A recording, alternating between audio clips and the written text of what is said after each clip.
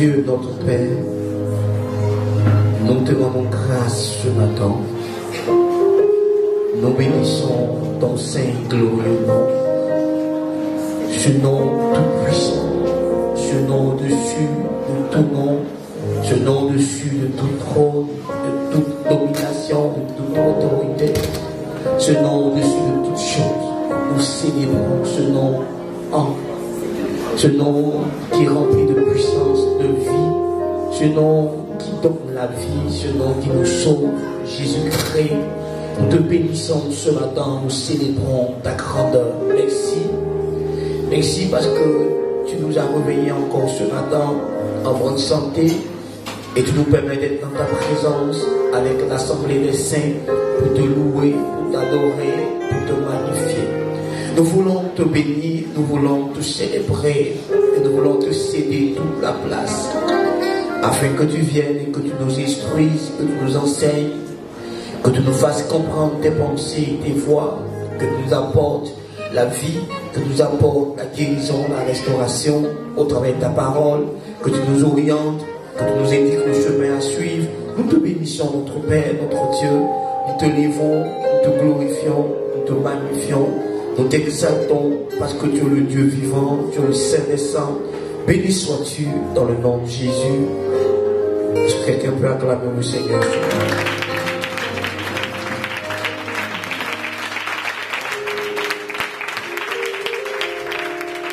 Alléluia. Que Dieu nous bénisse.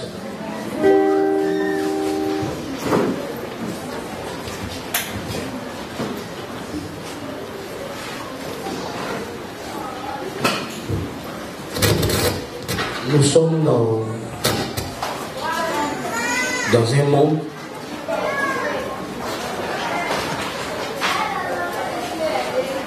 où il y a ceux qui appartiennent à ce monde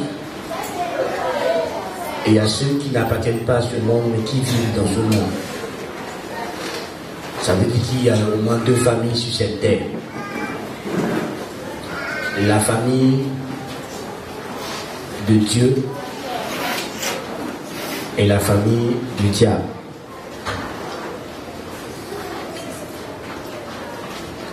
Et tout le monde, en moins d'appartenir à la famille de Christ, nous appartenions à la famille du diable.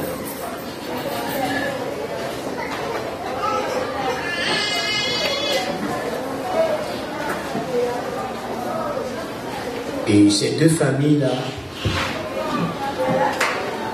chacune d'entre elles a son style de vie, à sa façon de penser, à sa façon d'agir, à sa façon de faire les choses, à son propre système.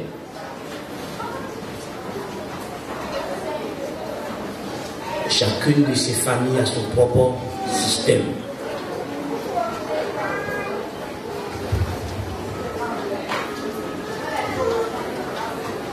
Mais il y a un constat qui se fait.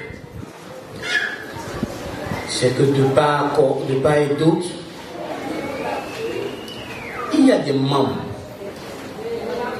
des deux différentes familles qui essayent de vivre comme l'autre famille.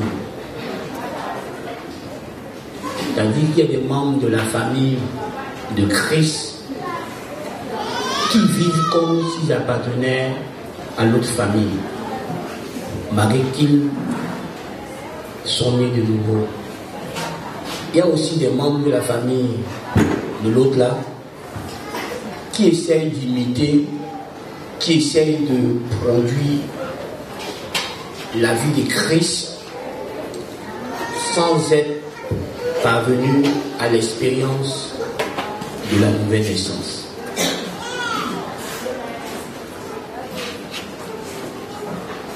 Ceux-là, souvent, on les appelle les religieux.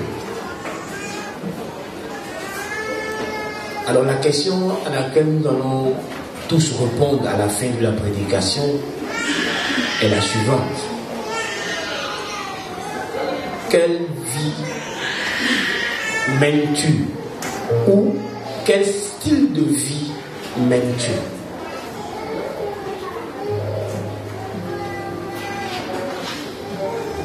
Je viens d'affirmer qu'il y a deux familles sur la terre. Il y a celle du premier Adam et il y a celle du dernier Adam. Et ces deux vies opposées. Alors, laquelle de ces vies as-tu choisi et laquelle vis-tu? C'est facile, même trop facile, de dire je suis chrétien pendant que je ne vis pas la vie de Christ.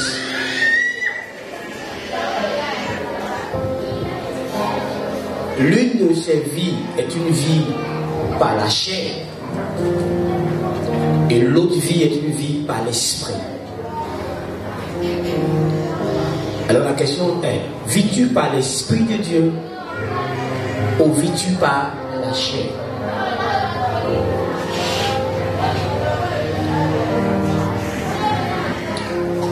Et je veux que tu comprennes que Dieu, quand il a accompli son œuvre par Christ à la croix, ne nous a pas donné à nous. Est-ce qu'on se comprend? À nous de vivre deux vies à l'intérieur de nous. C'est-à-dire, je vis par l'esprit, demain je vis par la chair. Non. Il n'y a pas deux vies en toi. Il n'y a qu'une seule vie. Celle que toi-même tu as choisie. Si tu choisis de dire non à Jésus-Christ, ça veut dire que tu as choisi de rester dans la vie d'Adam, du premier Adam, de la vie du diable, la vie de la chair. Mais si tu as accepté de vivre, d'accepter Christ, c'est que tu as choisi de vivre la vie de Christ, qui est la vie par l'esprit. Donc c'est pas qu'il y a deux vies en toi qui se combattent. Non. On ne peut pas être à la fois pécheur et saint. Alléluia. Jésus a fait de nous des saints, des hommes et des femmes qui avons la grâce de participer à sa nature divine. Et si nous prenons la Bible dit que quand Christ mourait à notre place à la croix, il a crucifié la chair. Amen. Il a crucifié la chair. Paul dit que j'ai été crucifié avec Christ. Si je vis, c'est pas moi qui vis, c'est Christ qui vit. Et ma vie dans la chair, dans ma vie humaine, je la vis par la foi au Fils de Dieu. Comprenons bien qu'à notre nouvelle naissance, Dieu n'a pas décidé de modifier ta vie. À la nouvelle naissance, Dieu a décidé de donner une nouvelle vie qui est la vie de Dieu lui-même. Mais pour cela, Dieu a ôté ton ancienne vie pour te donner une nouvelle vie. C'est pour ça que dans le baptême d'eau, on nous dit qu'on s'identifie à la mort de Christ et à sa résurrection. Donc tout ce que nous étions hier, avant d'accepter Jésus-Christ, lorsque nous acceptons Jésus-Christ, meurt. Et nous avons une autre vie, qui est la vie de Dieu. Et comme papa disait, la vie qualitative de Dieu, la vie éternelle de Dieu. Jésus a dit en Jean 10:10 qu'il est venu afin de donner la vie à ses brebis et la vie en abondance. Si on prend ce verset et qu'on va en Éphésiens chapitre 2 qui nous dit que par nos offenses et par nos fautes, nous étions morts et que Christ nous a ramené à la vie, nous comprenons alors que ce que nous appelions vie hier, nous les hommes, Dieu appelle ça la mort. Donc jusqu'à ce que tu naisses de nouveau en Christ, Dieu te considérait comme quelqu'un qui n'avait pas la vie.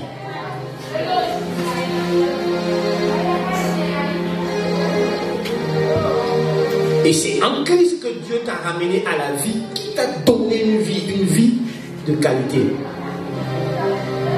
Donc tu ne peux pas mélanger la vie de Dieu, qui est la vie de lumière, et la vie de l'ancien Adam, qui est la vie du diable, la vie des ténèbres. Dans le naturel, la lumière et les ténèbres ne se mélangent pas. Quand la lumière apparaît, les ténèbres sont chassées. Quelle vie mènes-tu? Est-ce que tu vis la vie de Dieu, ou est-ce que tu continues de vivre la vie humaine? Le chrétien est censé avoir la vie de Dieu et qu'il est censé vivre. C'est pour ça que nous nous mettons à l'école de Dieu. Nous devenons ses disciples pour apprendre de notre Père Dieu la vie qu'il veut que nous menions. Allons dans Galates chapitre 5, à partir du verset 13. Quelqu'un peut lire moi, Galates chapitre 5, à partir du verset 13.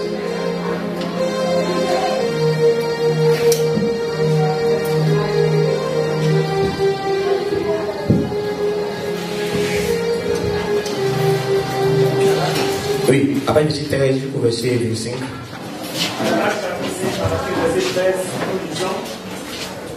Frère, vous avez été appelés à la liberté. Seulement ne faites pas de cette liberté un prétexte de vie selon la chair. Mais rendez-vous par la charité serviteurs les uns des autres. Car toute la loi est accomplie dans une seule parole, dans celle-ci. Tu aimeras ton prochain comme toi-même. Mais si vous vous mordez et vous dévorez les uns les autres, prenez garde que vous ne soyez détruits les uns par les autres. Je dis donc, marchez selon l'esprit et vous n'accomplirez pas les désirs de la chair. Car la chair a des désirs contraires à ceux de l'esprit et l'esprit en a de contraires à ceux de la chair. Ils sont opposés entre eux afin que vous ne fassiez point ce que vous voudriez. Si vous êtes conduits par l'esprit, vous n'êtes point sous la loi. Or, les œuvres de la chair sont manifestes. Ce sont l'impudicité, l'impureté, la dissolution, l'idolâtrie, la magie, les inimitiés, les querelles, les jalousies, les animosités, les disputes, les divisions, les sectes, l'envie, l'ivrognerie, les excès de table et les choses semblables. Je vous dis d'avance, comme je l'ai déjà dit, que ceux qui commettent de telles choses n'hériteront point le royaume de Dieu. Mais le fruit de l'esprit, c'est l'amour, la joie, la paix, la patience, la bonté, la bénignité, la fidélité, la douceur, la tempérance. La loi n'est pas contre ces choses. Ceux qui sont à Jésus-Christ ont crucifié la chair avec ses passions et ses désirs. Si nous vivons par l'esprit, marchons aussi selon l'esprit.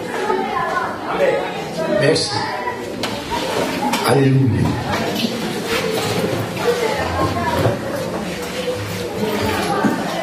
L'apôtre Paul écrit à l'église des Galates. Après qu'on peut parler de ce qui passait dans l'église,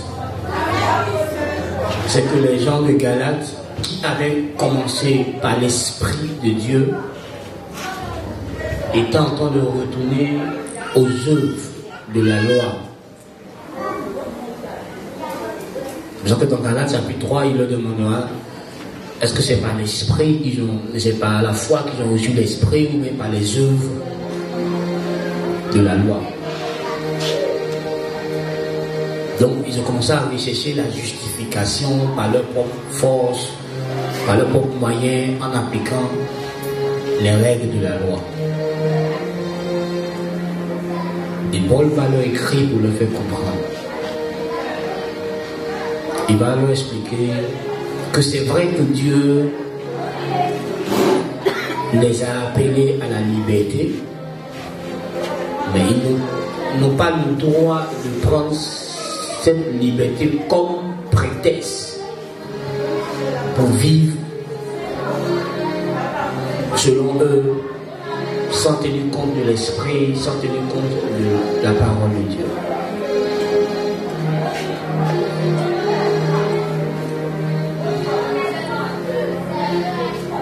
Au nom de la liberté en Christ, je suis libre en Christ. Beaucoup de chrétiens, de frères et sœurs en Christ, vivent mal, vivent selon la chair.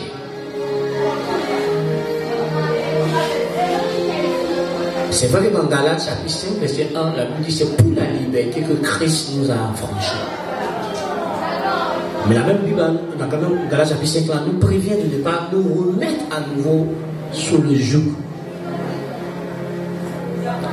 Quand nous prenons 1 Corinthiens, à deux reprises dans deux différents versets, la Bible dit là-bas, tout m'est permis, mais tout m'est pas utile. Et je me laisserai asservir par ce soir. L'autre verset dit, tout m'est permis, tout n'est pas utile, tout n'édifie pas. Oui, tu es libre. Mais cette liberté-là, Dieu a mis des clauses. C'est la liberté de l'esprit.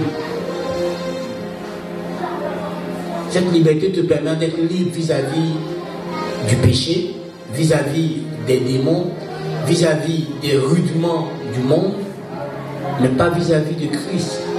Tu es libre, mais tu es libre tout en restant sous l'autorité, sous la direction de l'Esprit de Dieu. Donc il ne t'est pas permis de faire ce que tu veux. Parce que Christ est mort à la croix, donc je suis libre, on est sous la grâce, je peux faire ce que je veux. Non, c'est mal comprendre la grâce. La grâce n'autorise pas que tu vives mal, que tu vives dans le désordre. Le fait que Jésus nous fait grâce de nous approcher de lui, malgré que nous ne le méritons pas, de pouvoir le porter en nous, de pouvoir parler avec lui, de pouvoir communier avec lui, de pouvoir faire des choses en son nom, des choses que lui seul peut faire. Il nous donne le droit et le privilège de le faire en son nom. Ça ne veut pas dire que comme j'ai la grâce, comme c'est la faveur imméritée, je peux vivre comme je veux. C'est que tu n'as pas compris la grâce. Parce que Dieu ne peut pas mourir à la croix pour le péché et puis te permettre de vivre dans le péché. C'est parce que tu ne pouvais pas vivre comme il veut qu'il te fait grâce de pouvoir vivre comme il veut. C'est pour ça que Jésus meurt. Jésus meurt pour qu'on ait la grâce, qu'on ait la force, qu'on ait la capacité de vivre la vie que Dieu veut qu'on vive. Parce que nous ne pouvions pas vivre la vie que Dieu nous demandait de vivre. Notre nature, notre ancienne nature pécheresse empêchait la loi de Moïse de nous sauver, de nous transformer. Et la loi n'a pas été donnée pour nous transformer, mais pour nous conduire à Christ. Pour nous révéler que nous sommes perdus, pour nous révéler que nous sommes des pécheurs, pour nous révéler ce que nous sommes. Afin qu'on aille à Christ, que Christ nous sauve et que Christ fasse de nous des saints. Mais Christ te sauve de quoi? C'est du péché qui te sauve. Alors il ne peut pas te sauver du péché et te laisser vivre dans le péché.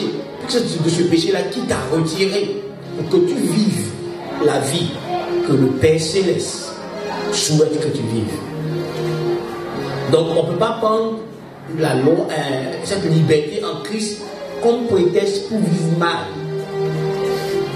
C'est pour ça que le verset dit, vaut mieux qu'on se rende serviteurs les uns des autres dans l'amour, qu'on se serve.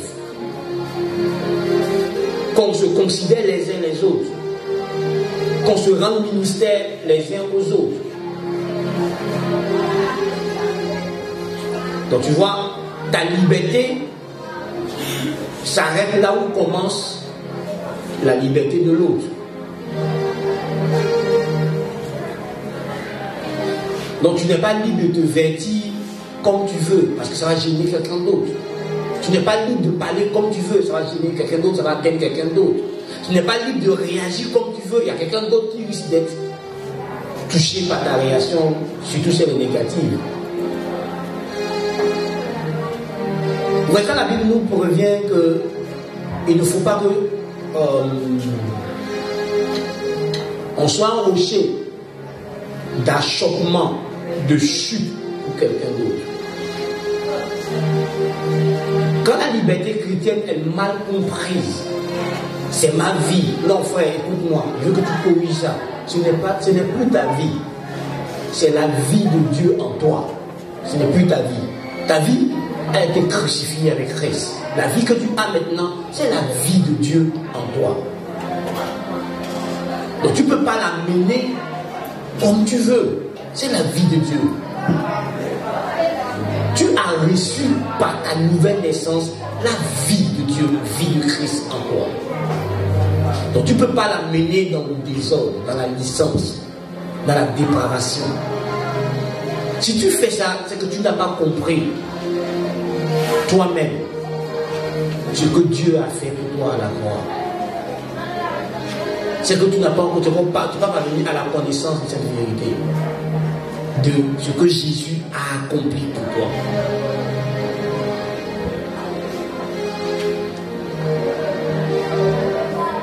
Tu n'as pas compris. Il ne faut pas que par toi, quelqu'un dise je n'ai pas envie de donner ma vie à Jésus-Christ.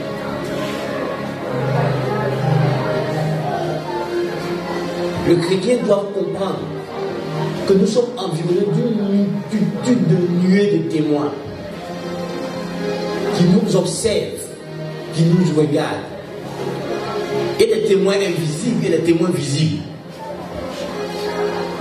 Tes voisins, tes parents, tes amis, tes collègues de service qui ne sont pas encore convertis sont des témoins qui te regardent.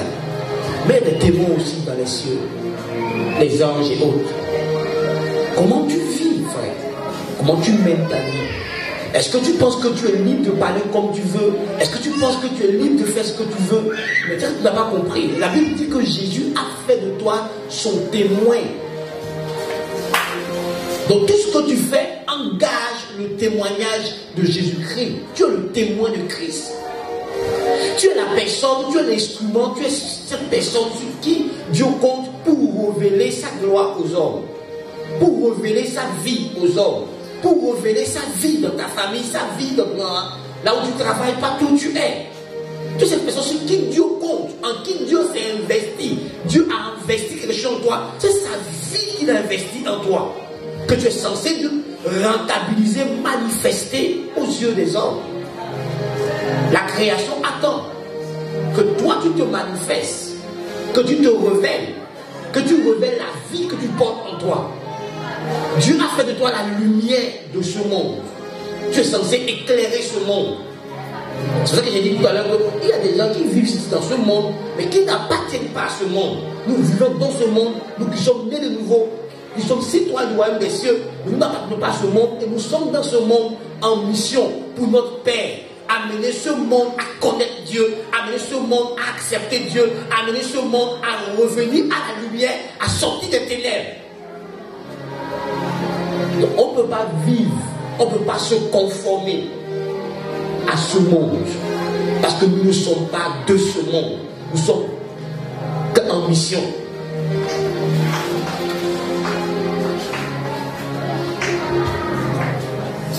Gloire à Dieu. Alors Paul lui dit ça. Et il les met en garde. Il parle à des chrétiens. Il les met en garde. Parce qu'il y a des gens, quand ils veulent réagir, quand ils disent des paroles, ils oublient que l'homme en face a des émotions. Ils envoient des paroles, ils ont des réactions. Si tu n'es pas mature, tu ne pourras pas te mettre au-dessus. et continuer de faire du bien à cette personne.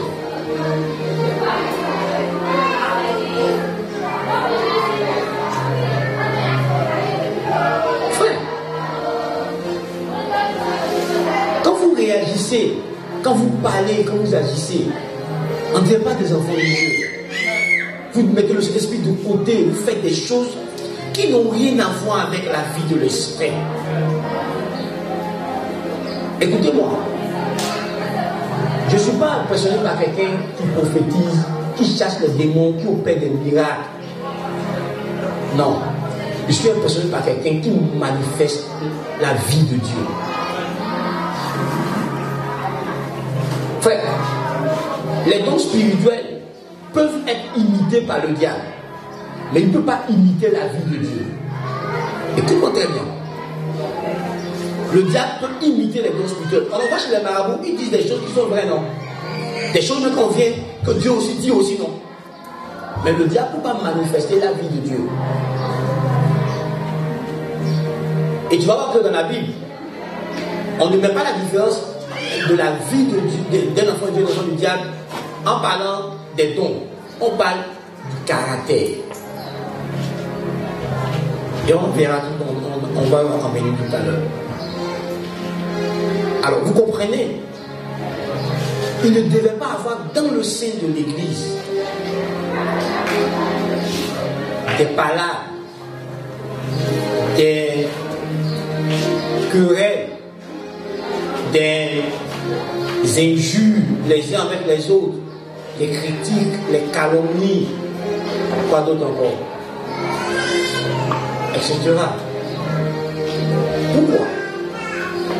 Parce que l'Église est mise à part pour vivre la vie de Dieu, qui est la vie de l'Esprit. Et tu verras que tout à l'heure, je vais te dire une chose là dans le texte. Tu verras que la vie de l'Esprit est différente de la vie de la chair.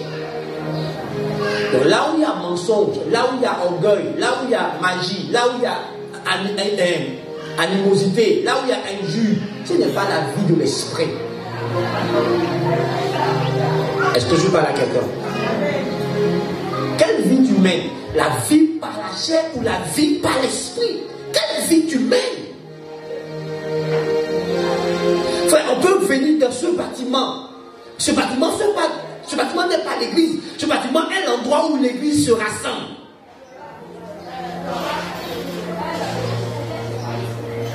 L'église, c'est toi et moi qui portons le Christ en nous et qui accomplissons la mission du Christ. Donc sans ces bâtiments-là, l'église survit, l'église existe. Mais tu vois, tu ne peux pas entrer dans l'église si tu n'es pas né de nouveau, si tu n'es pas né de Dieu. Mais tu peux entrer dans ce bâtiment, que tu sois né de Dieu ou pas, tu peux entrer dans ce bâtiment.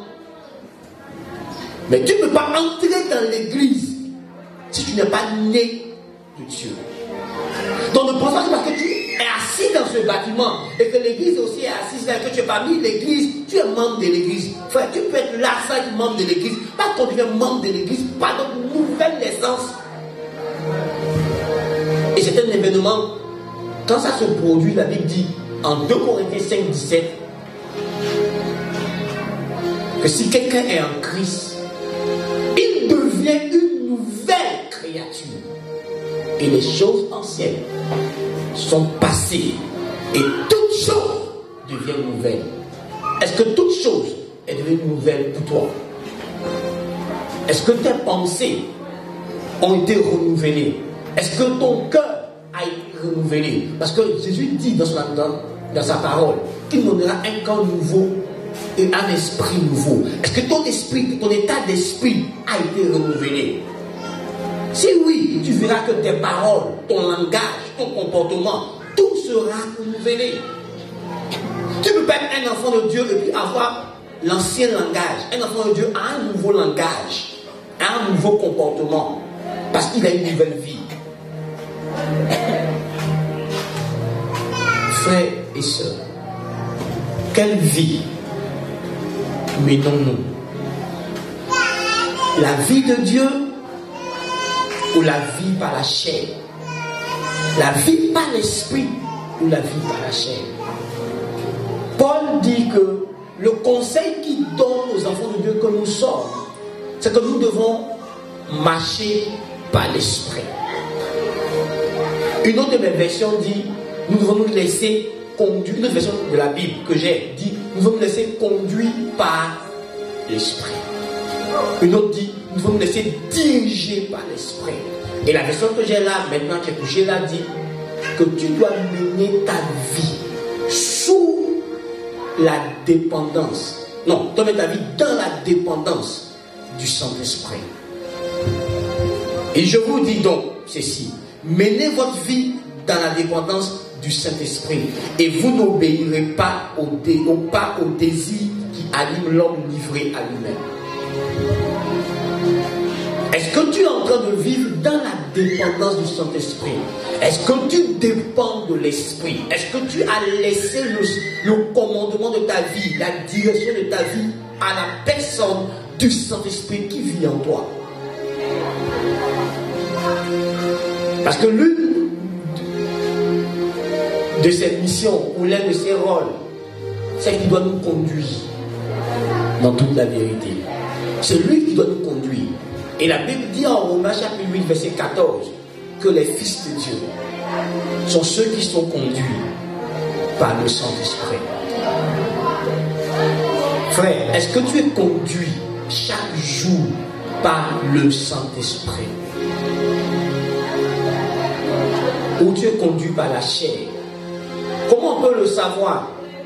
Comment on peut savoir que je suis conduit par l'Esprit ou c'est la chair qui me conduit? Comment on peut savoir ça? Parce que les deux là, leurs désirs sont opposés. Ils sont éternellement opposés. Ce que l'esprit veut et ce que la chair veut, c'est pas la même chose. C'est tout du contraire. Et la Bible s'est fait ainsi pour que tu ne sois pas maître de toi-même. Ou c'est la chair qui est le maître de ta vie, ou c'est l'esprit qui est le maître de ta vie. Mais l'homme n'est pas maître de lui-même. Tu ne peux pas être ton propre chef toi-même. Il y a quelqu'un qui te gère. Ou c'est la chair, ou c'est l'esprit. Alors comment savoir si c'est l'esprit qui me conduit? Si je vis par l'esprit, si je suis sous la dépendance du Saint-Esprit ou sous la dépendance de la chair? La Bible dit ici,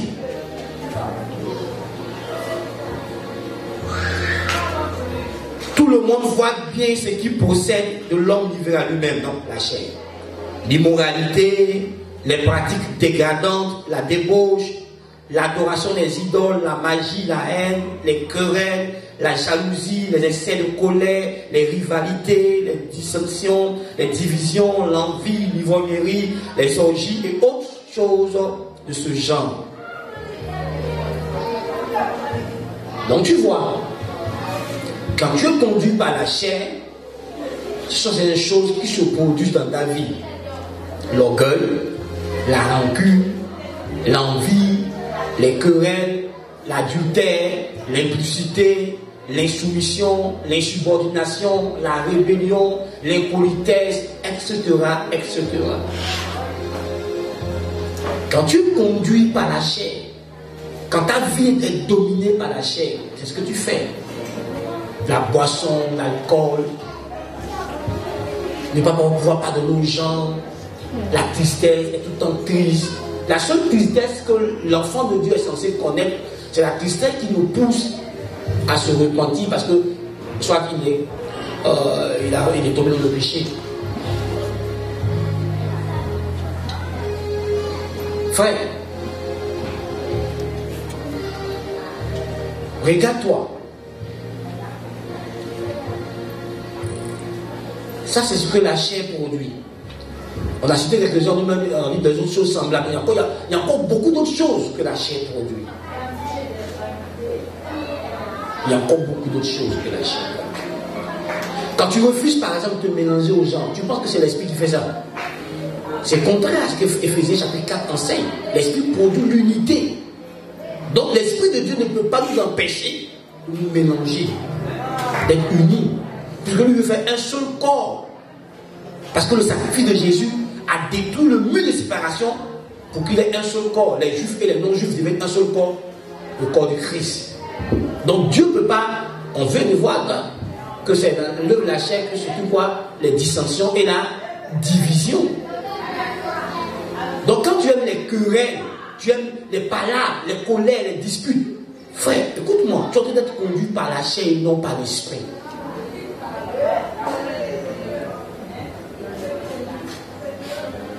Quelle vie tu mènes? La déloyauté, l'infidélité. Quelle vie tu mènes? Quelles sont les idoles que tu as dans ton cœur? Qu'est-ce qui a pris la place de Dieu dans ton cœur? Il y a un seul Dieu, c'est Jésus. Donc tout ce que tu as mis là-bas à la place de Dieu, parce que c'est ce seul Dieu qui est censé te conduire, te diriger. Donc toute autre chose qui te dirige en dehors de Dieu est une idole. Toute autre chose auquel tu obéis, auquel tu te soumets en dehors de Jésus-Christ est une idole. Donc tu peux ne pas avoir une idole en pierre, en bois que tu as taillé, mais dans ton cœur tu as une idole. Parce que quelque chose d'autre a pris la place de Jésus-Christ dans ton cœur.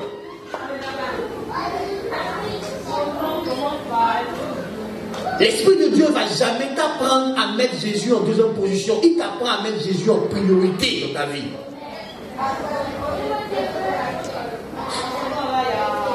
Frères et sœurs, quelle vie menons-nous? Et la Bible dit, mais mais le fruit de l'Esprit, c'est l'amour, c'est la joie, c'est la paix, c'est la patience, c'est l'aimabilité, c'est la bonté, c'est la fidélité, c'est la douceur, c'est la maîtrise de soi. Et la loi ne condamne pas cette de telles choses. Il y a une de mes maisons qui dit, ce que l'Esprit produit en vous. Parce que le fruit, c'est le produit de quelque chose. Donc dans une de mes versions, il dit, ce que l'Esprit produit en vous, c'est l'amour. Ce que l'Esprit produit en vous, c'est la joie. Ce que l'Esprit produit en vous, c'est la paix. Ce que l'Esprit produit en vous, c'est la fidélité. Ce que l'Esprit produit en vous, c'est l'humilité, c'est la miséricorde. Ce que l'Esprit produit en vous, c'est la bonté, c'est la bénignité. C'est que l'Esprit de Dieu en toi va produire comme nature, comme caractère, comme comportement. Qu'est-ce qu'on cite? L'Esprit fera de toi une personne de paix, un homme de paix, un homme rempli d'amour, un homme rempli de joie, un homme rempli d'humilité, un homme rempli de bonté, un homme rempli de patience. L'Esprit fera de toi quelqu'un de loyal, quelqu'un de fidèle. Regardez comment l'église est remplie de fidélité, de déloyauté. Et quand je parle de l'église, ne regardez pas seulement la mairesse, regardez l'église en général. L'Esprit produit ça en nous. Qu'est-ce qu'il produit en toi? Une vie de paix, une joie permanente, constante, qui n'a rien à voir avec la joie qui est produite par le système ici, mais qui est produite dans ton intimité avec Dieu. Frère, un enfant de Dieu ne peut pas rester là triste. Peu importe la nouvelle qu'on lui annonce, l'Esprit va faire en sorte qu'il retrouve la joie. Parce que son Rédempteur contrôle toutes choses, Jésus contrôle toutes choses. Donc même une mauvaise nouvelle, l'Esprit fera en sorte que cette mauvaise nouvelle concourt à son avantage. Donc il ne peut pas s'attrister. Frères et sœurs, quelle vie menons-nous au quotidien? Des enfants qui n'aiment pas leurs parents, des parents qui n'aiment pas leurs enfants, des maris qui n'aiment pas leurs femmes, des femmes qui ne sont pas soumises à leur mari, mais elles sont remplies du Saint-Esprit. Ils sont remplis du Saint-Esprit. Quelle vie menons-nous? L'Esprit va t'apprendre à respecter les choses de Dieu. Parce que nous qui sommes ici, là, nous servons dans le sacré. Le sacerdoce, c'est les choses sacrées. Et tu es dans le sacré. Tu sais dans le sacré. Tu ne peux pas être dans le sacré sans avoir la crainte de l'Éternel. Tu as peur quand tu es dans le sacré. Tu trembles sur le sacré. Tu ne dis pas des choses parce qu'il faut dire. Tu réfléchis que ce que tu es en train de dire, c'est vraiment la pensée, la parole de Dieu que tu te transmets à son peuple. C'est le conseil de Dieu. On ne se lève pas pour enseigner. La Bible dit que ceux qui enseignent seront sévèrement jugés. Quand tu as été ici, tu dois dire ce que Dieu pense à son peuple. Donc il y a un style de vie que tu dois mener pour que Dieu te communique ses pensées et ses voix que tu es censé transmettre à son peuple. Toi-même, tu les pratiques et tu transmets à son peuple. Quelle vie vous menez? L'Esprit de Dieu ne va jamais t'apprendre à manquer de respect, à te lever contre une autorité. Parce que les choses que Dieu ne tolère pas, les subordinations, les soumissions à l'autorité, les choses qu'il ne supporte pas à Dieu. Parce que l'autorité, en réalité, c'est Dieu lui-même. Et il se manifeste soit directement, ou il prend des délégués, comme pasteur, comme père, comme mère, comme chef de service, etc. Président de la République, etc. Ce sont des autorités. Mais ils sont les représentants de la véritable autorité qui est Dieu. Pourquoi quand tu viens comme autorité, Dieu te sanctionne.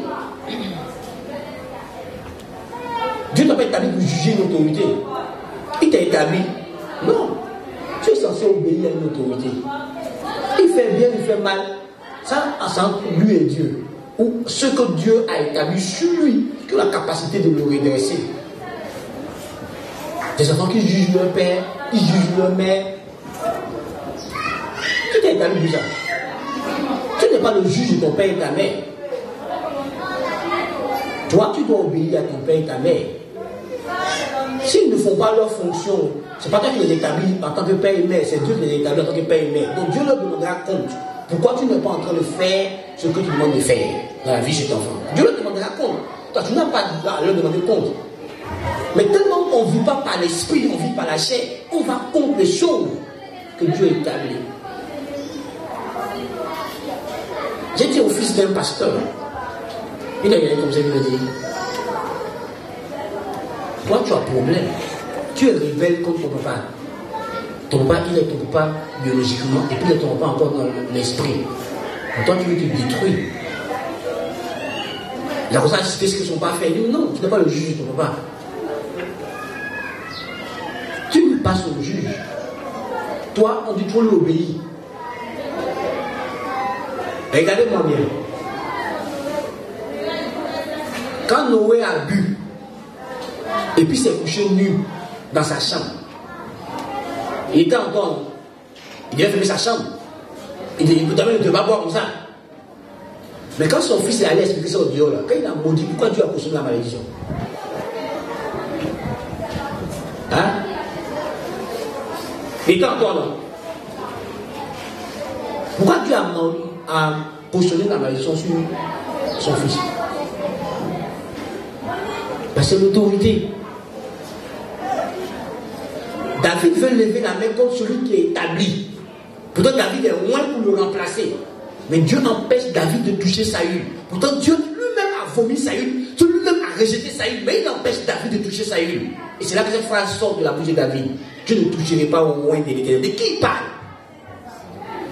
De Saül qui a été rejeté par Dieu. De Saül que David a vu sous ses yeux plusieurs fois manifester de la folie. Mais c'est lui David qui joue la harpe pour le calmer. C'est Saül qui le poursuivait et qui a tué 80 sacrificateurs en service, en tenue sacerdotale. Parce qu'il était devenu démentiel. Fou. David appellera mon père, mon roi. Regarde, je n'ai rien contre toi. Il appellera mon père, mon roi. Le jour où à David, quand j'ai tué Saül pour toi, il tue la personne qui a tué Saül. Il dit qu'il t'a dit de toucher le roi de l'Éternel. Frères et sœurs,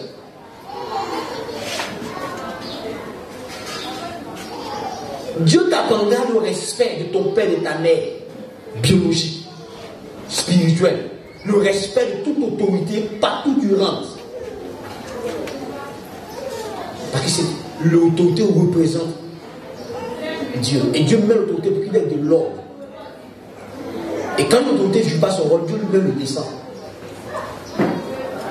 Frère, tu ne peux pas parler à ta mère qui t'a mis au monde. Tu ne peux pas parler à ton père qui t'a mis au monde comme tu veux. Tu te mets en danger. Tu mets ta destinée, ton avenir en danger devant Dieu. Manquer de respect à son père et à sa mère, de surcroît à une autorité spirituelle, c'est encore plus grave. Nous, on le fait. Pourquoi? Parce qu'on ne vit pas par l'esprit. Quand tu vis par l'esprit, tu comprends les choses de l'esprit, tu fais attention aux choses de l'esprit. Chaque acte que tu poses, tu réfléchis à 2 fois avant de poser l'acte. Devant une autorité, tu ne te presses pas à parler, tu ne te presses pas à réagir. Mais nous, on se presse à réagir et à parler devant une autorité. Les femmes devant le mari, tu te crées des problèmes. Bah, tu viens dans la chair. Lui, moi, on fait ça, donc on est la même chose. Non. Dans l'esprit, le mari est le chef de la femme. Frère, comment tu vis? Pourquoi évangéliser ne te dit rien? Écoute-moi. Pourquoi intercéder les choses de Dieu ne te dit rien? Pourquoi ça te fait mal quand tu passes quelque temps dans la présence de Dieu? Parce que tu ne vis pas par l'esprit. Ceux qui vivent par l'esprit sont attirés des choses de Dieu. Ils ont une soif des choses de Dieu. Au bout, tu as l'impression que le matériel ne leur dit rien. Pas qu'ils n'ont pas besoin du matériel. Mais celui qu'ils ont est tellement supérieur au matériel qu'ils ne peuvent pas comparer Jésus au matériel. Le royaume de Dieu et sa justice est en priorité pour eux, pas le matériel. Lis dans Matthieu chapitre 6. Ceux qui cherchent comment manger, comment s'habiller, comment boire, peu les lieux. La Bible c'est qui? Oh, aidez-moi, prêchons ensemble. La Bible c'est qui? Les et à païens là, c'est pas un jus. Les païens, c'est ceux qui sont étrangers à la vie de Dieu. Je vais simplement comme ça. Ils sont étrangers à la vie de Dieu, étrangers aux alliances de Dieu, étrangers à la vie de Dieu. C'est eux qui cherchent ça en premier lieu. Donc tu vois, quand ta priorité n'est pas connaître Jésus-Christ, quand ta priorité n'est pas avoir une bonne relation, une bonne communion avec Jésus-Christ, quand ta priorité n'est pas d'accomplir la mission pour laquelle Jésus-Christ t'a sauvé, mon frère, tu es un païen. Mais si tu es dans la maison de Dieu.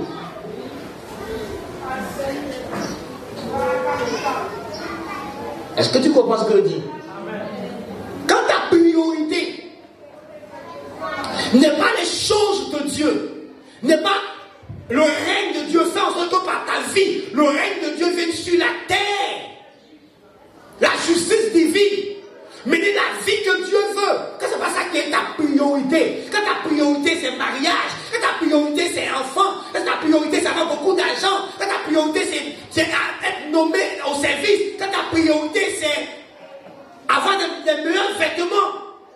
Et pour ça, tu attristes cet esprit en toi. Pour ça, tu te plains, tu te murmures, tu groignes, tu boudes Dieu, tu accuses Dieu. Tu ne vis pas par l'esprit, frère. Quand ta priorité, ce n'est pas d'accomplir le dessein de Dieu qui est établi sur toi, mais c'est ton bien-être à toi qui est au cœur de tes préoccupations. Tu n'es pas un chrétien, tu es un païen, tu es étranger à la vie de Dieu. Tu parles de ce que tu ne connaissais pas. Tu es un bon religieux. Ceux qui ont la vie de Dieu mettent Jésus en priorité. Mettent les choses de Jésus en priorité. Vivre comme Dieu leur demande est une priorité pour eux. Faire plaisir à Dieu est une priorité pour eux. C'est Dieu d'abord pour eux. Pas Dieu après, Dieu d'abord. Donc quand ils vont signer un contrat de travail, qui peut les éloigner de Dieu? Ils refusent. On dit il est fou, il n'est pas fou. Parce qu'il sait que ce n'est pas pour le travail que Dieu prend soin de lui. Dieu prend soin de lui parce qu'il est son père. Dieu n'a pas besoin de passer par un travail pour prendre soin de toi. La preuve est que quand tu étais chômeur, pourquoi Dieu pouvait tes besoins? Mais Dieu, le travail est un instrument que tu nous donnes. Mais quand le travail remplace Dieu, quand le mariage remplace Dieu, quand c'est ce qui t'a donné, le remplace dans ton cœur, il y a un problème. Parce que quand il a testé Abraham, pour voir si Isaac avait remplacé Dieu dans le cœur d'Abraham. La Bible dit, tu n'aimeras pas ta femme, tes enfants, plus que Jésus-Christ. Sinon, tu n'es pas digne d'être son disciple. L'amour que tu as pour Dieu doit être au-dessus de l'amour que tu as pour toi-même. l'amour que tu as pour ton travail, l'amour que tu as pour ta femme, pour tes enfants. Aucune de ces choses ne doit supplanter l'amour de Dieu en toi. L'amour de Dieu doit être au-dessus de toutes choses. Et l'esprit s'arrange à faire ça. On dit, le Saint-Esprit répand dans notre cœur, en Romains chapitre 5, répand dans notre cœur l'amour de Dieu. Il t'amène à aimer Dieu dans une dimension élevée. C'est pour ça qu'Abraham pouvait sacrifier Isaac, parce qu'il aimait Dieu, il considérait tellement Dieu. Dieu était plus important qu'Isaac à ses yeux. Mais en réalité, Dieu ne demandait pas à ce qu'Abraham sacrifie Isaac. Dieu devait tester le cœur d'Abraham. Il voulait voir ce qu'il y a dans le cœur d'Abraham. Est-ce que vous étudiez vos Bibles? L'une des raisons pour laquelle Dieu a fait passer Israël dans le désert, dans le chapitre 8, on dit c'était pour les humilier. C'était pour voir si j'allais obéir à Dieu ou pas.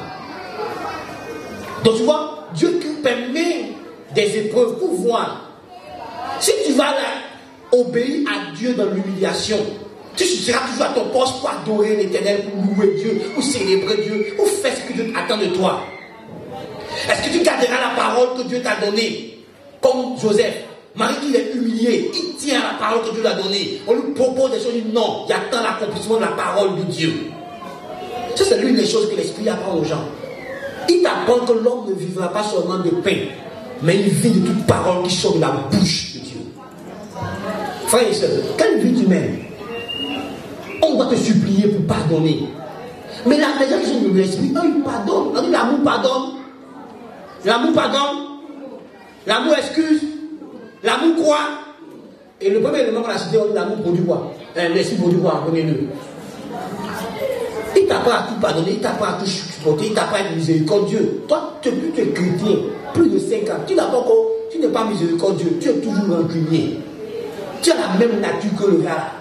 Et tu dis, c'est enfant de Dieu. Frère, tu n'es pas enfant de Dieu. Faut te remettre en cause. Un fils de Dieu, il se manifeste par sa vie. Frère, écoute-moi. C'est pas parce qu'une personne qui dit que tu es méchant, hein. Attends. Que plusieurs personnes témoignent de ça, que même l'esprit même de Dieu témoigne dans ton esprit que tu es méchant. Il y a des gens qui te disent que tu es méchant comme ça. Parce que tu n'as pas rendu service aujourd'hui. Il n'y a pas de lui parler. Il parle quand l'esprit te rend témoin à toi-même. Quand l'esprit t'ouvre tes yeux sur l'état de ton propre cœur, tu te rends compte que ton cœur est différent du cœur de Dieu. Dieu est miséricordieux, toi le fils de Dieu, tu es méchant. Dieu est humble, toi le fils de Dieu, tu es orgueilleux. Dieu est patient, toi le fils de Dieu, tu es impatient. Tu vois pas qu'il y a un problème. Pourquoi?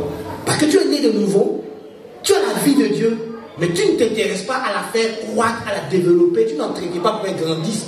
Donc, tu es fils de Dieu, maintenant tu n'es pas fils de Dieu. Et quand les autres fils de Dieu se manifestent, tu ne comprends rien dans ce qui se manifeste. Tu les attaques, frère. Moi, depuis que je suis né dans le royaume de Dieu, je suis aimé pour Dieu. Jusqu'à aujourd'hui, mon zèle, tu ne peux pas le tuer. Au contraire, même, il s'est amplifié. Il est plus mature. Amen. Est-ce que ça veut dire que je n'ai jamais connu d'épreuves, de difficultés? Non, j'ai connu des épreuves, j'en connais même encore. Mais la Bible dit que ni la mort, ni la persécution, ni quoi encore, ni la faim, ni la nudité, citez, allons-y, ni la stérilité, ni la vie elle-même, ni quoi encore, ni les anges, ni les démons, quoi encore, allons-y, ni les mystiques, ni les sorciers. Allez, citez, ne peut nous séparer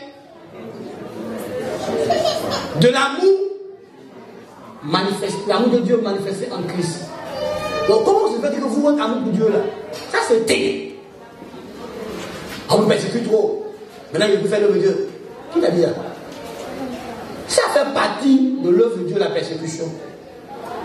Tu n'as pas lu ta Bible. Lis bien.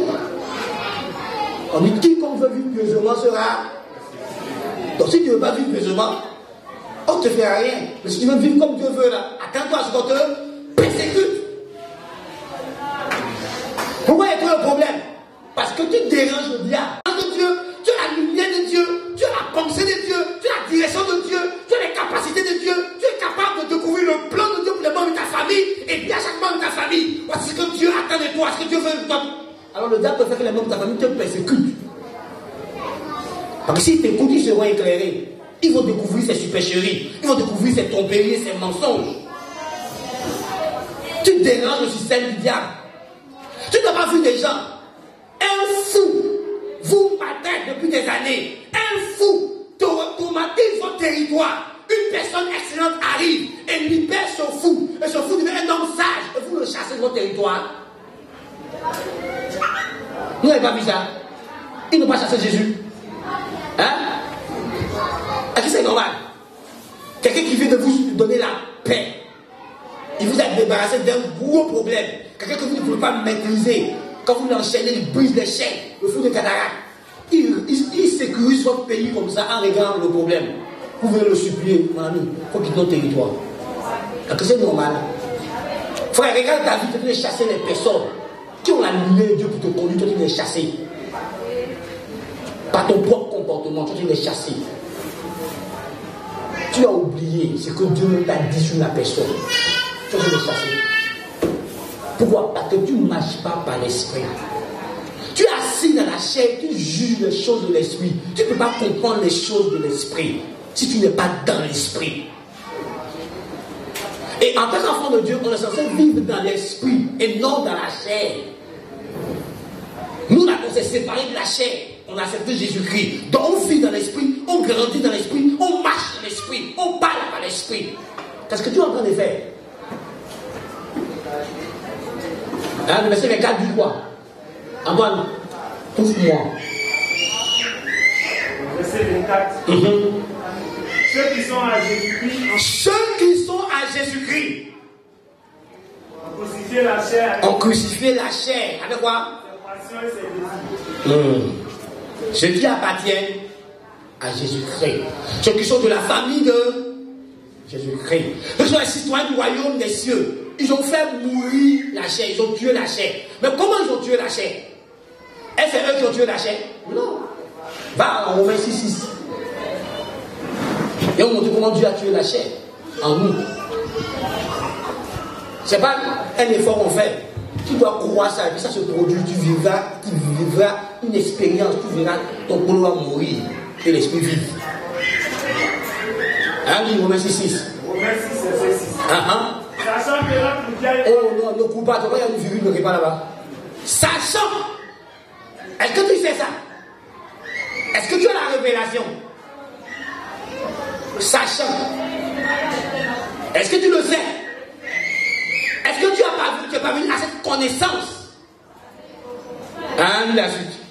Sachant que notre vieil homme a été crucifié avec lui, afin que le corps du péché fût détruit. Non, attends, arrête-toi d'abord. Reviens. Sachant que notre corps. Sachant que notre vieil homme a été crucifié avec lui. Est-ce que tu as découvert que ton vieil homme a été crucifié, a été mis à mort avec le Christ? Est-ce que tu as cette révélation, tu as cette connaissance que ton vieil homme a été mis à mort avec le Christ? Est-ce que tu as cette connaissance? Est-ce que tu sais que quand Christ mourait à la croix, c'est toi qui mourais à la croix? Que tu es mort à la croix? Que la mort de Jésus est égale à ta mort? Est-ce que tu l'as découvert? Est-ce que tu es parvenu à cette connaissance, à cette révélation que j'ai été crucifié avec le Christ? Sachant que notre vieil homme a été crucifié avec le Christ. Est-ce que tu le sais? Est-ce que tu l'as découvert par révélation que la mort de Jésus égale à ta mort? Dans d'autres termes, si tu vis, qui vit? C'est pas toi. C'est plus toi qui vis. Toi, tu es mort. Est-ce que tu acceptes que tu es mort? Ah. Tu es mort. Dans quel but? Dis-moi le but. Afin que le corps du péché fût détruit. Pour que nous ne soyons plus esclaves du péché. Oh, gloire à Dieu. Elle dit, tu vois ça? On dit afin que le corps du péché soit. Pour qu'il ne soit plus quoi? Maintenant, pourquoi toi tu dis que toi tu es en Christ et tu dis que puis tu vis dans le péché? Parce que tu es juste en ignorance de ce que le Christ a fait pour toi. Le Christ a fait en sorte que tu sois libre du péché. Donc, vrai, comment quelqu'un qui t'a libéré du péché va te laisser vivre le péché? Donc le péché n'a plus de pouvoir sur toi. Le péché n'a plus de force sur toi. Pour toi qui crois en Jésus-Christ, tu reçois de Jésus-Christ la capacité de dominer le péché, de vaincre le péché. Tu n'es plus redevable à la chair pour vivre selon la chair. Tu as Christ en toi.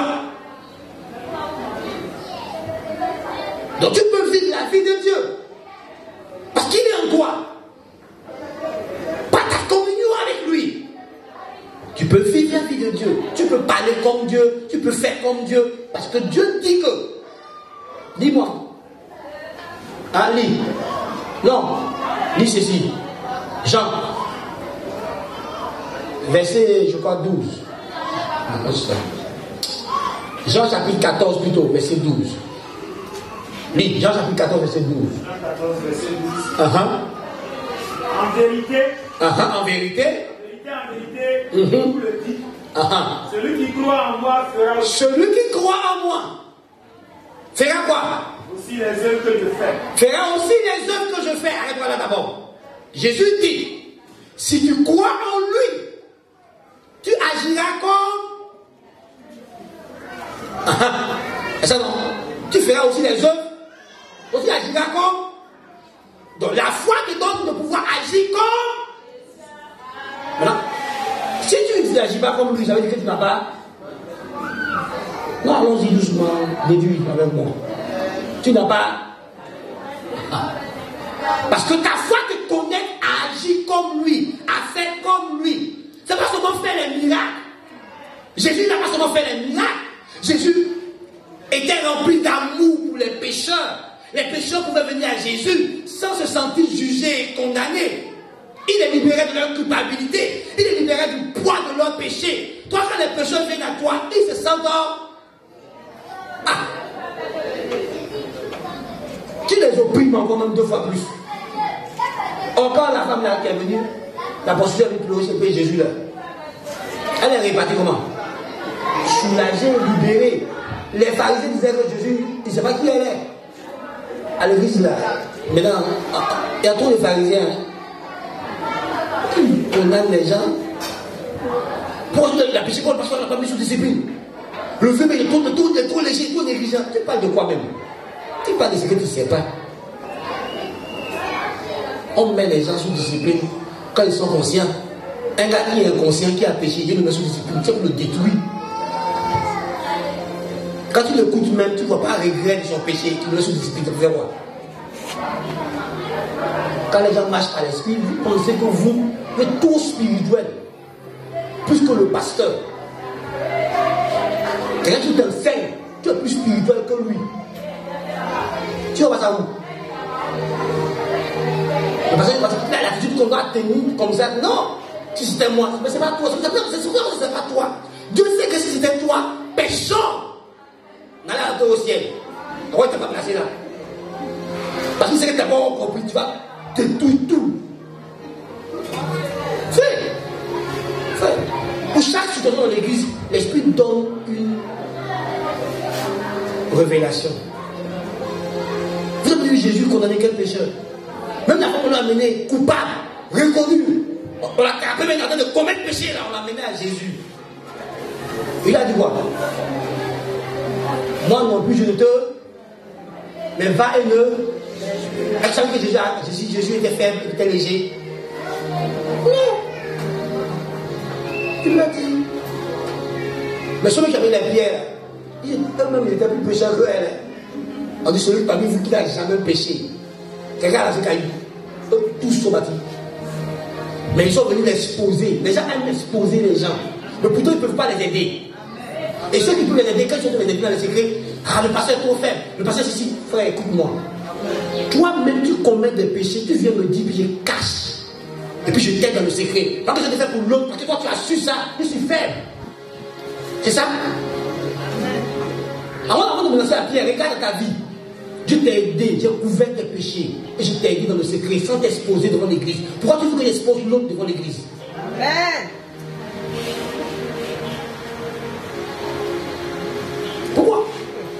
te plaire à toi? Comment pour plaire à Dieu? C'est à qui je dois plaire? À toi ou à Dieu? Le pasteur, ceci, le pasteur, ceci. Tu parles de quoi? Tu parles des choses que tu ne sais pas. Nous, on parle des choses que nous, on sait. C'est pas la même chose. On est là, on a été établis pour sauver des vies, pas pour détruire des vies. Moi, je ne suis pas destructeur de vie, je suis bâtisseur de vie. Dieu m'a appelé pour sauver des vies, pour lui. Donc, il ne peut pas détruire ces vies que Dieu, pour lesquelles Jésus est mort. Écoutez-moi, dans l'église, il y a différents niveaux spirituels.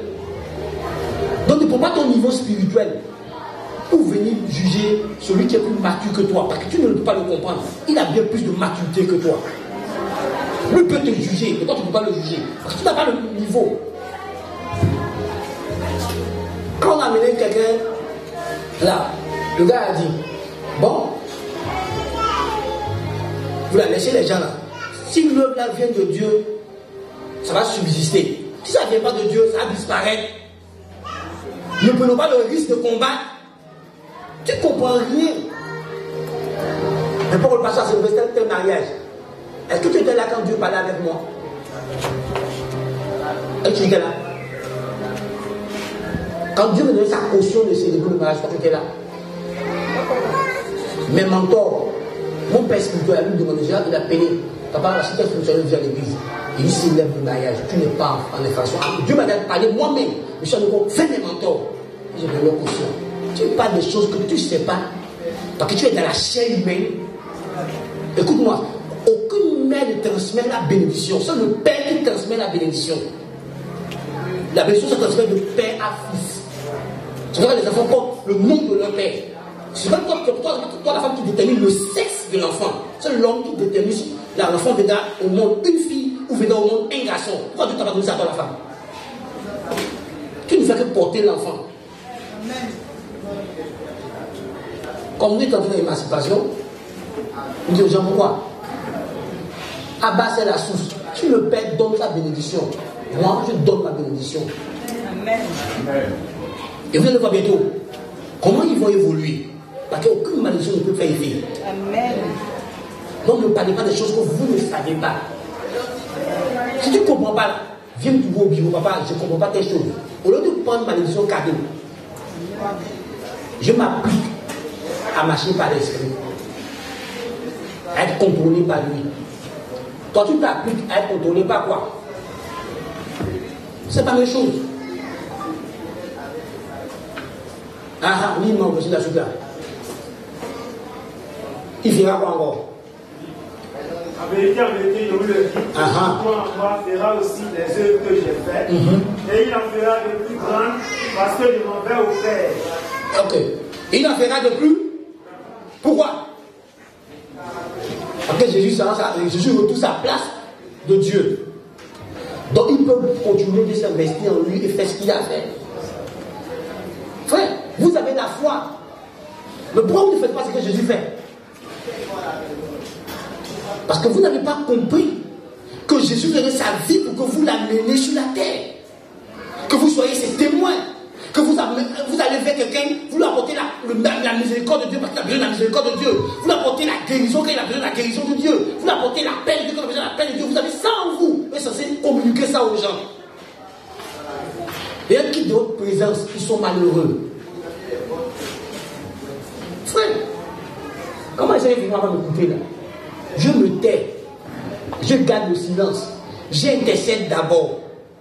Et quand il sait qu'il est l'heure, puis je lui parle. Il y a des gens qui ont le comportement, puis je ne réagis pas en même temps. J'ai l'habitude de dire ça à ma femme. L'œuvre là, ce n'est pas l'œuvre d'un homme, c'est l'œuvre de Dieu. Faisons attention à chaque acte, à chaque décision qu'on prend dans l'église. Parce qu'on va rendre compte à Dieu. Ça ne nous appartient pas, ça appartient à Dieu. Vous ne marchez pas par l'esprit. Vous voyez? Le thème là, moi je suis en train de le vivre dans différents domaines de ma vie, années de distinction, d'établissement, je suis en train de le vivre. Que ce soit au niveau professionnel, au niveau familial, je suis en train de le vivre. Dieu ne parle pas parce qu'il faut parler. Mais qui sait qu'on est en train de vivre ce thème là? Et ceux qui marchent dans l'esprit, qui vont voir dans leur vie que Dieu a produit ces distinctions et les établir des choses. Mais si tu marches par la chair, c'est un problème. Ou quand j'étais païen, je pouvais parler mal à ma mère, à mon père. D'abord là, elle avait envie de demander le. Quand je me suis converti, j'ai écrit une lettre pour lui demander pardon. Comme mon pasteur a enseigné sur honore ton père et ta mère, et la position des pères et des mères, la position des pères, j'ai changé. Je n'ai plus manqué de respect à mes parents jusqu'à aujourd'hui. Et j'ai fait tout pour ne jamais entrer en conflit avec eux. Parce que ce n'est pas avantageux pour moi d'entrer en conflit avec eux. Mon père spirituel demande-lui. Dieu me mord. Et je n'ai pas d'entrer en conflit avec lui. Tu dis, fils, fais ça. Je ne suis pas d'accord. Dieu dit, papa, je ne suis pas d'accord. Il dit, non, tu vas faire. Je m'en vais intercéder pour que Dieu lui parle. Et puis Dieu lui dit, laisse-moi tranquille. C'est Dieu qui lui parle. Il dit à lui, il donne, il à Cocody, il établit à Cocody. Il dit, le courant de Dieu, mon ministère. Il a dit, Dieu m'a appelé le courant. Il a prié. Il dit, d'accord, non, vous priez, on prie. Si Dieu est d'accord, tu vas partir. Frère, vous faites quoi? Elle dit, viens. Ton père se dit, voici l'instruction que tu dois suivre. Quand il va, tu fais ce que toi tu veux. Dans ta vie n'avance pas, tu dis, le pasteur n'est plus pas bien pour moi. Attends, il t'a parlé. Il t'a donné une clé. Il y a quelqu'un à qui j'ai dit, va évangéliser tous les jours, fais plein air tous les jours. Il a fait 2 jours de venir s'asseoir. Et il dit, papa, je veux l'onction que tu as là. Il va durer là. Moi, on m'a dit, va évangéliser. On m'a dit, je prêcher, laisse il y a des chairs au marché. Va prêcher au marché. Au départ, quand il partait, il dit, le vieux là même. Mais après, quand j'ai découvert ce que ça m'a apporté, il dit, ah, le vieux avait raison. Est-ce qu'on va dire qu'on dit tout à un enfant? On dit, fais ça. On a dit aussi bien qu'on ne peut pas faire 30 moins 40. On doit dire aussi bien. Mais en 6 ans, on a dit qu'on fait 40 moins 40, ça fait moins 10. Ça va. Donc, il y a des choses que tu dis aussi bien. Est-ce qu'on te dit à l'université? Mais pourquoi on te dit à l'université, pourquoi on dit ça? Il faut que les bases depuis le CP1 jusqu'à terminale, tu as mis tout ça d'abord pour qu'on rencontre des informations de la première année de l'université. Toi, tu veux ce qu'il y a à l'université.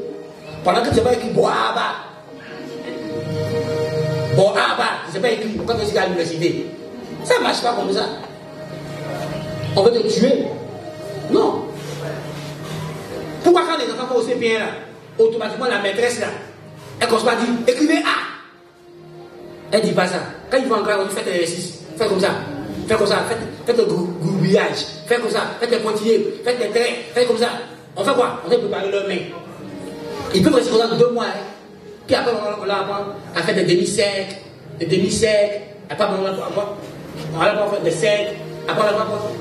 Vous, qui êtes venu à l'église, tu as trouvé des gens qui sont vieux dans la foi.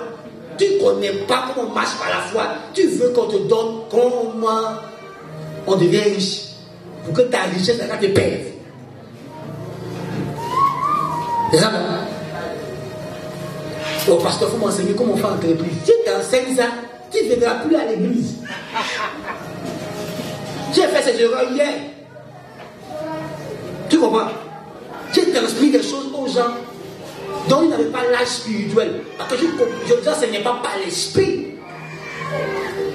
Et quand j'ai appris que je devais être sur mon ministère, même par l'esprit, enseigner par l'esprit, j'ai choisi des enseignements qui est de ton niveau pour te donner pour qu'on avance. Maintenant, ceux qui sont à un niveau haut, qui viennent vers moi, au pied, je leur dis d'autres choses plus élevées. Parce qu'il vient vers moi à mes pieds pour chercher la connaissance. S'il s'est démarqué de la foule, il devient un disciple. Après, quand il devient un fils, il y a des choses que je lui dis. Jésus a dit, oh, mes amis, vous direz tout ce que mon père m'a pris. Donc il y a des choses que je ne veux pas dire à quelqu'un. qui n'est pas encore fils. Jésus même ne fait pas ça. Donc on marche par l'esprit. Tu trouves qu'il est changé. Il n'a pas changé, frère. Il a grandi dans l'esprit. Alors j'ai compris certaines choses. J'ai compris que j'essaie mal le ministère. J'ai compris que je fais ça mal. Alors j'ai commencé à laisser l'esprit le conduire. Est-ce que tu as vu que j'ai transpiré pour ma convention? C'est le temps de l'esprit qu'on a fait. Donc l'esprit a fait ce qu'il devait faire pour qu'on le fasse bien. Frère, la Bible dit faites chaque chose en son temps. Parce que la chose est bonne qu'il faut le faire. Il faut le faire quand l'esprit te dit que c'est le temps de le faire. Donc tu vois, si tu n'es pas marié, ne sois pas complexé pour ça. Au temps marqué, Dieu te donnera l'homme ou Dieu te donnera la femme. Dans ce moment précis, qu'est-ce que Dieu est en train de te communiquer? Si tu n'es pas dans l'esprit, tu ne sauras pas ce qu'il est en train de te communiquer. Ouais, un couple m'a regardé, un couple plus en âge physique, plus en âge de mariage. La dame m'a dit, oh, j'aime trop ta complicité avec ta femme. Tu pouvais avoir ça. Je lui ai dit, tu as ça, tu as l'esprit en toi. Si tu obéissais au principe que l'esprit t'a donné pour le mariage, ça n'existait pour foyer. Mais tu n'obéis pas, tu marches par la chair, c'est tout. Parce que tant que tu es soumise à ton mari, est-ce que ça peut créer une complicité? Entre nous, une femme que tu dis, ah, il y a des ailes, tu peux lui donner ce qui est ton cœur. Non, tu ne lui dis pas ce qui est ton cœur. Non, tu ne peux pas lui dire. Parce qu'elle dit, elle dit à qui elle ne doit pas dire. Donc tu te tais. On ne parle pas à sa femme qu'elle est immature. Quand on me dit dans que ta femme elle est immature, il y a des choses que tu ne peux pas dire à ta femme. Tu ne peux pas lui dire.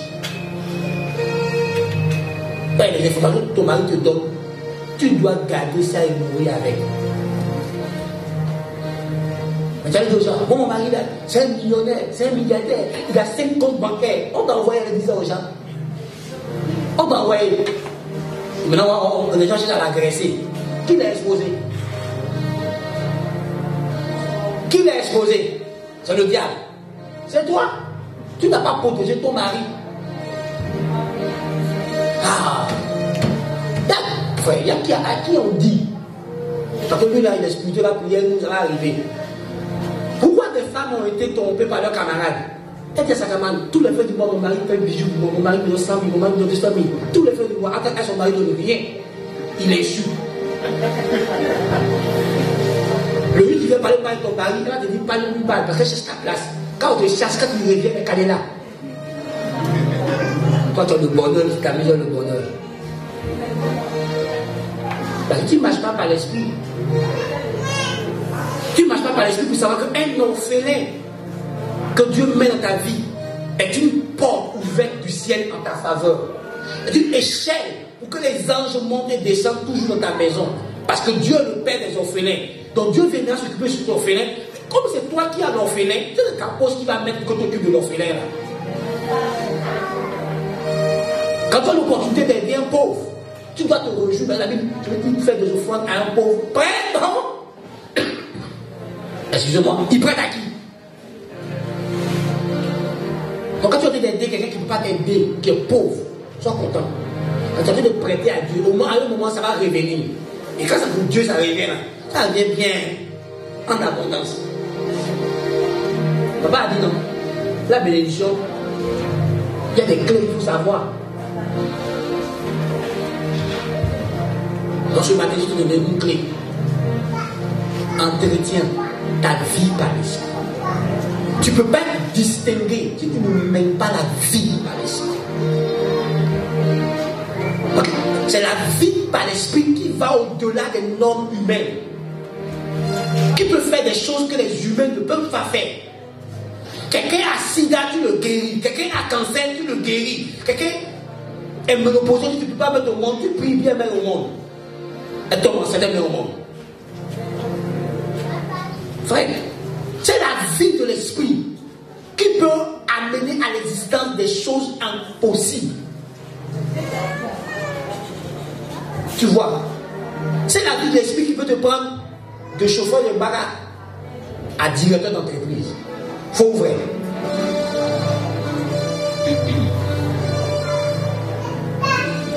Alors, vis la vie de l'esprit. Ne crois pas que marcher dans l'amour, récher la paix avec tout le monde, c'est une faiblesse. Non, frère, c'est une force. Plus tu es un homme de paix, plus tu t'habilles sur les autres. Parce que tout le monde fuit les gens de querelle. Tout le monde aime les gens pacifiques. Donc plus on voit que tu es quelqu'un de pacifique qui garde la paix autour de toi, plus ça attire les gens autour de toi.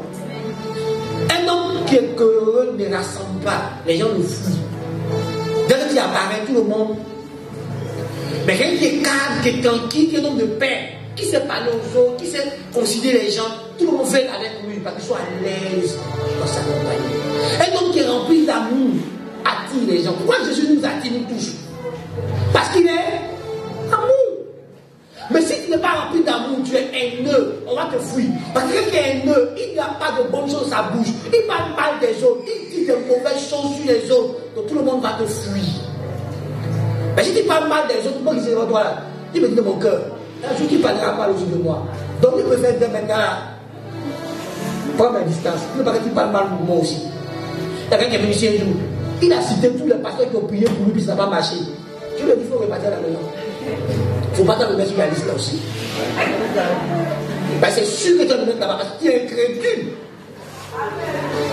Et tu viens de ton incrédulité, mais tu viens de me dire ton incrédulité que toi, tous les pasteurs ont prié pour toi, mais ça n'a pas changé. Tu ne m'ajoutes pas à la liste. Va à la maison. Est-ce que tu comprends? Parce qu'il en a dit là. Il en a dit qu'il ne croit pas. Donc même s'il est pris, ça ne va rien. Il doit un petit pasteur comme ça. Les grands pasteurs l'ont prié pour moi. Ça. Il cite les grands. Il a cité les gens qui ont de là. Il faut partir à la maison. Si ils ont prié, ça va marcher, ça va bon. Va à la maison. C'est un tout incrédule. Est-ce que tu nous comprends ce matin? Vis par l'esprit. Parce que tu es enfant de Dieu. Et un enfant de Dieu marche et vit par l'esprit. La conclusion du verset dit, puisque l'esprit est notre source de vie, alors vivons par l'esprit. Frère, tu ne dois pas vivre dans la chair. Parce que tu as choisi Jésus. Et quand tu as choisi Jésus, tu as dit non à la vie de la chair. Tu as dit non à la vie de la chair. Et tu t'es ouvert à la vie de l'esprit. Alors ne retourne pas à la vie de la chair. Tu appartiens maintenant à la vie de Dieu. Tu vis par l'esprit. Vis par l'esprit. Ne retourne pas à la vie de la chair. Tu es enfant de Dieu. Tu es fils et fille de Dieu. Tu ne dois pas vivre la vie par la chair. Jésus est mort pour que tu sois libéré de la vie par la chair ou vivre la vie par l'esprit. Est-ce que tu sais que la vie par la chair, c'est la vie sous la loi? La Bible dit sinon que si on vit, on marche par l'esprit, on n'est plus sous le régime de la loi, on est sous le régime de la grâce. Donc arrête de vivre sous la loi là. Vis par Christ. Vis. Compte sur Christ. Fais confiance à Dieu. Obéis à Dieu par la foi. Et tu verras que ta vie nouvelle est déjà élevée. Moi, et puis pas peut t'élever. Parce que la Bible dit qu'on est mort avec Christ, on est ressuscité avec Christ, on est assis ensemble avec lui dans le lieu céleste. Donc je suis déjà élevé. Je demande à Dieu de m'apprendre à marcher dans cette élévation pour qu'elle se manifeste. Que les autres là, qui ne savent pas que c'est élevé là, voient que je suis au-dessus de tout. Avec le Christ Jésus. Frère, vis par l'esprit. Cherche à comprendre les choses à partir du Saint-Esprit. La Bible dit qu'il nous enseignera toutes choses. Donc maintenant au Saint-Esprit, il te fait comprendre les choses.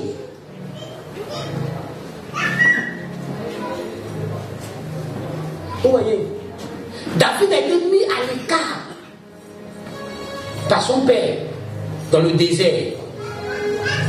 Il est ressorti du désert là quoi? Roi. Ton pasteur peut te mettre à l'écart comme ça. Parce qu'il a reçu l'instruction de Dieu, mais là à l'écart, il te met à l'écart, sans t'expliquer. Et si toi tu es là-bas, tu n'es pas en train d'écouter Dieu là-bas, pour ressortir de là-bas, c'est que Dieu veut que tu sortes. Tu resteras là-bas, tu n'auras rien appris. Reste là-bas. Tu es en train de préparer quoi? Rien. Lui, il a obéi à Dieu. C'est Dieu qui nous prépare quelque chose. Mais comme on n'est pas spirituel, tu vas t'expliquer une chose. Vous tous qui êtes là, soyons honnêtes. Est-ce qu'un pasteur qui est établi, moi je suis établi, peut évoluer. Répondez.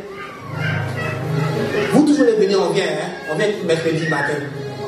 Et puis moi je suis assis là. Vous toujours les là partir prendre conseil, c'est qui? Entre le père et puis la fille ou le fils, ça c'est qui? La bonne quand mon père se mettait là le jour, moi je fais quoi? Je me zappé, je le perds. Faut ouvrir. Ah. Donc quand ton père dit je vais t'envoyer, c'est qu'il a fait de te libérer. C'est difficile de voler au long de ton père. Parce que quand il apparaît, tout te tait.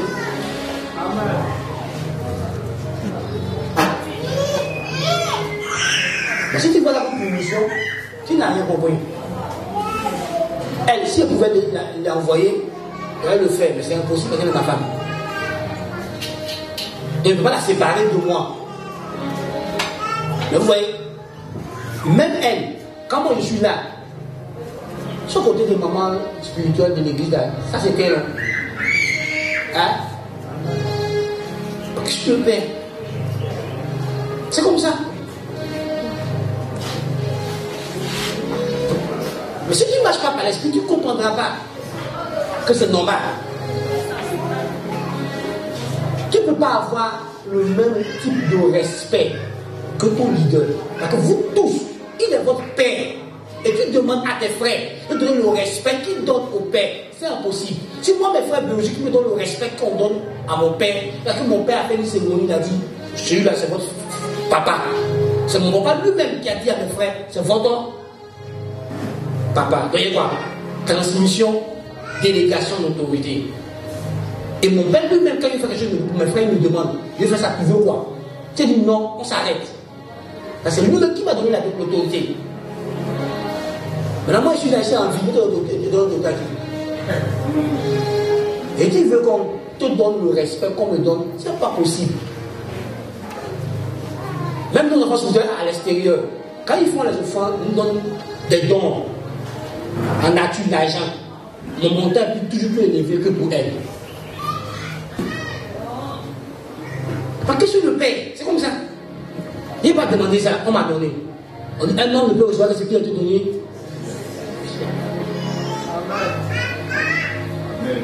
Si tu es envoyé quelqu'un qui te l'amène ici, il peut pas être ton enfant. Pendant que moi je suis là. Si tu veux avoir un enfant spirituel, sors.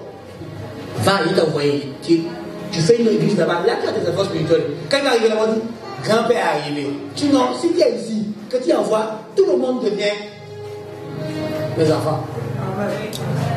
Amen. C'est comme ça. C'est pas moi le dire, c'est comme ça. Lui-même a dit non, il peut faire. Lui là. Lui-même a dit ça. C'est comme ça. C'est pas moi qui ai dit ça, c'est comme ça. Donc marchons par l'esprit. Et Anne, je m'arrête à faire offrande. Faut offrande par l'esprit. Vous pouvez venir. Seigneur, moi il y a 1000 francs, il y a même 1000 francs. Frère, moi il ne fait pas ça. J'ai enseigné ça en église. À part ça, non. Je lui ai dit, quand j'ai mon argent, je me mets en genoux. Et il dit, Dieu, voici mon argent. Tu veux combien dedans? Et puis il dit ce qu'il veut. Et dans le moment où il dit, cet argent que tu as en ta main, dépose-le. Je te dirai quoi faire après. Et 15 jours après, quelqu'un vient me voir. Et puis me dit, c'était pour lui là qu'il a dit de donner. Donne-lui. Tout le monde se donne pourquoi je ne manque pas d'argent. C'est comme ça. Parce que je ne vole pas Dieu. Parce que tu sais, je te dis ça. Il y a des moments où nous sommes des transporteurs de la grâce de Dieu dans la vie de toute personne. Dieu te donne des habits, te donne des chaussures, il donne de l'argent, mais qui ne t'appartient pas. C'est ta sémence de la vie de quelqu'un d'autre. Lui, il te donne ce qui t'appartient. Mais quand tu ne discernes pas, tu bouffes ça. Donc tu n'auras pas ce qui t'a. Parce qu'on ne marche pas.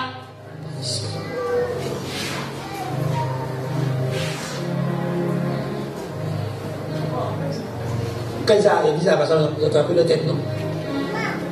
Parce que tu as dit, moi, je n'ai jamais volé Dieu. Oh, tu voles Dieu tous les jours.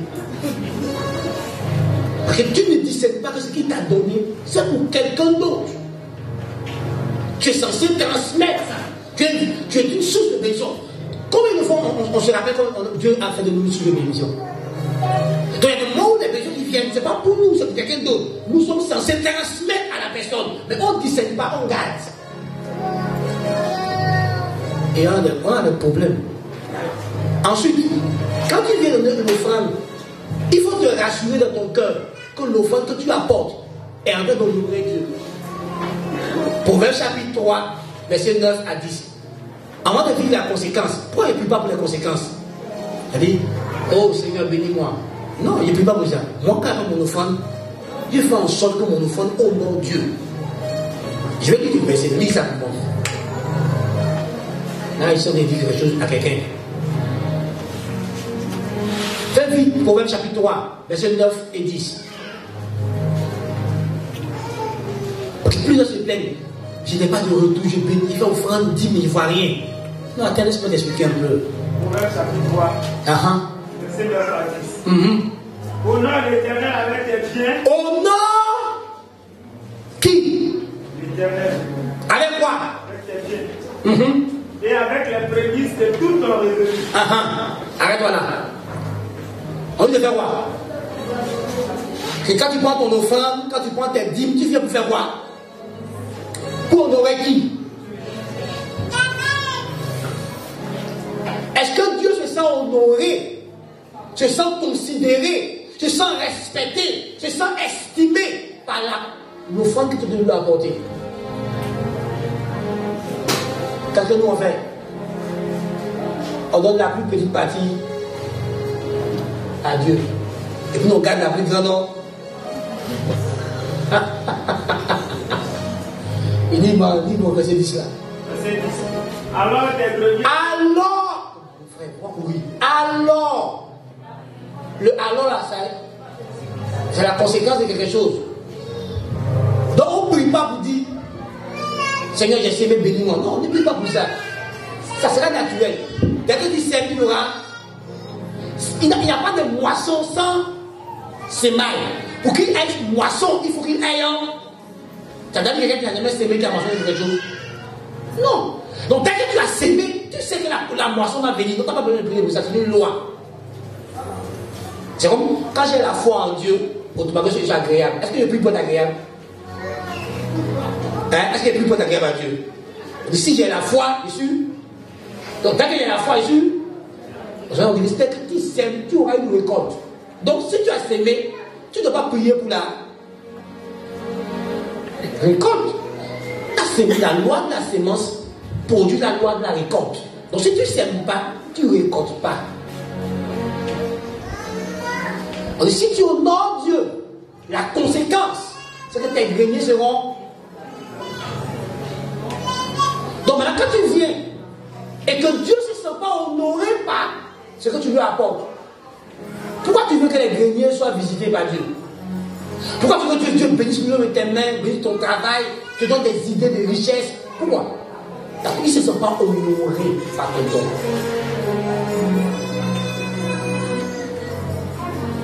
Je ne sais pas l'argent. Pas t'inquiéter, moi je te donne plus que toi, non? Je ne sais pas l'argent. J'ai compris ça. Tant que Dieu sera honoré par ton don, par la qualité de ton don, Dieu va réagir. Quand Abraham a donné Isaac et que Dieu s'est senti honoré, il dit Abraham, maintenant je sais que tu meurs. La suite était quoi? Je te bénirai, je bénirai ta descendance. Ça va demander à Dieu. Et quand on va demander ça à Dieu. Mais dès que Dieu s'est senti honoré par Abraham, il a fait quoi? Il a déclaré la bénédiction sur Abraham. Je ne suis pas béni, je ne suis pas béni. Mon frère. Parce que moi je prie. Et je prie pour cette église, je dis Seigneur, apprends-leur à vivre une vie dans laquelle tu es honoré. Parce que quand tu vis une vie dans laquelle Dieu est honoré, alors Dieu t'honore aussi. Si tu passes ton temps à déshonorer Dieu par ta vie, par tes paroles, par tes comportements, tu empêches Dieu de t'honorer. Tu empêches Dieu de te faire du bien. Tu empêches Dieu de t'élever. Toi-même. Parce que Joseph a honoré Dieu. Même quand il souffrait, il a honoré Dieu. Dieu a fait de lui le gouverneur. Et le chef de sa famille. Vous déshonorez Dieu dans vos propos. Vous déshonorez Dieu dans votre style de vie. Le style de vie qui honore Dieu, c'est la vie de l'esprit. C'est ce qu'il veut. Si tu ne vis pas par l'esprit, tu vas déshonorer Dieu. Parce que Romains, lis-moi Romains 8.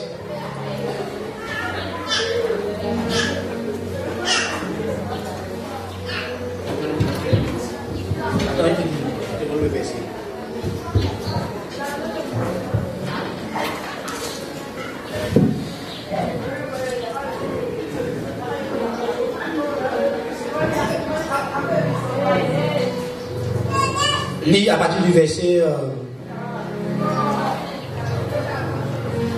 5.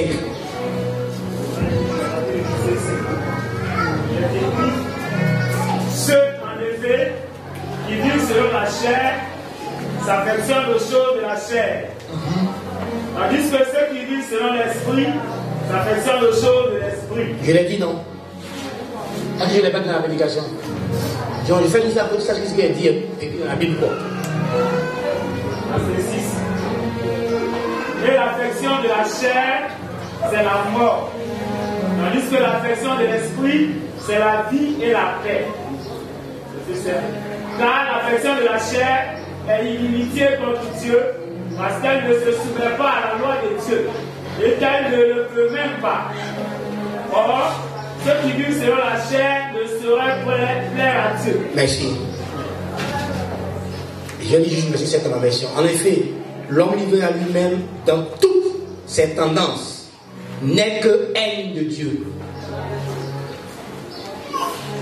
Il ne se soumet pas à la loi de Dieu car il ne le peut même pas. Les hommes livrés à eux-mêmes sont incapables de plaire à Dieu. Donc tu vois, si tu vis dans la chair, au lieu d'attirer l'amour de Dieu envers toi, c'est quoi tu attires? La haine, sa colère, son jugement. Parce que celui qui vit par la chair ne peut pas plaire à Dieu. Il ne peut pas se soumettre à la loi de Dieu. Il ne le peut même pas. Donc c'est par l'esprit que tu réussiras à obéir à Christ. C'est par l'esprit de Dieu en toi. Si tu le laisses te contrôler, tu le laisses te conduire, le Saint-Esprit te rendra capable de faire des choses que Dieu attend de toi. D'obéir au commandement de Dieu, d'obéir aux principes de vie que Dieu t'a donné. Sans l'esprit, tu ne peux pas, mon frère, tu ne peux pas, ma soeur. Et je prie ce matin que tu décides là, maintenant, de t'abandonner entre les mains du Saint-Esprit, de choisir d'obéir au Saint-Esprit, de laisser te guider, te conduire. Arrête de consulter la chair, arrête de consulter le sang, arrête de consulter tes émotions. Tes émotions ne vont jamais te conduire à faire ce que Dieu veut. Frère, si tu veux écouter ce que tu ressens dans une situation, tu vas toujours désobéir à Dieu, tu vas toujours faire des choses qui n'honorent pas à Dieu. Apprends à écouter la voix du Saint-Esprit qui parle à ton esprit, qui parle à ton cœur, qui parle à ton homme intérieur. Et tu verras que les choses vont aller d'une à l'une, parce que l'esprit fait bouger les choses. Tu verras que tu vas porter du fruit, parce que l'esprit te fera porter du fruit. Tu verras que ta vie chrétienne va devenir utile au corps de Christ, ici d'abord, et au corps de Christ en général, et même à des païens.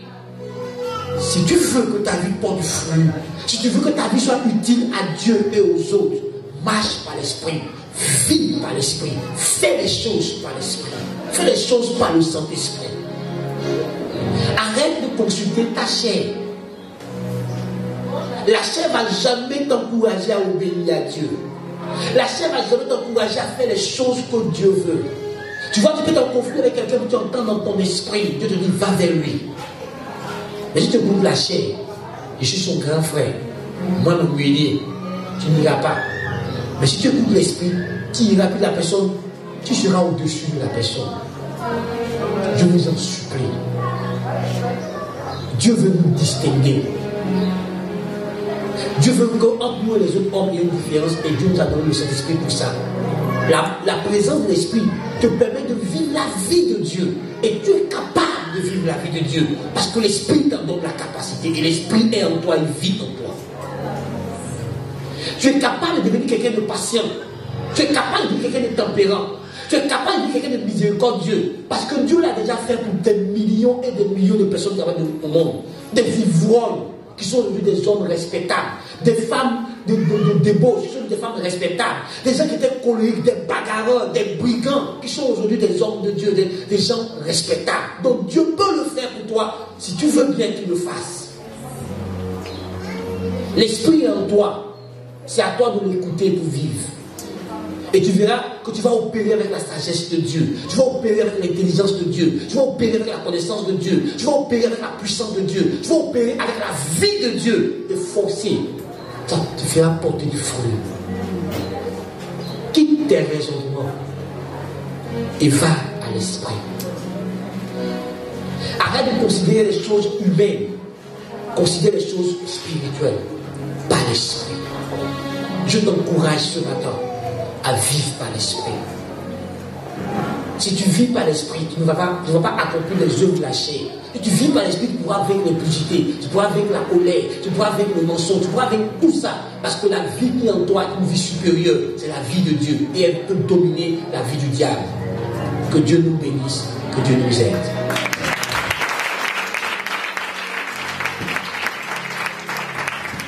Je suis sûr que tu vas prier.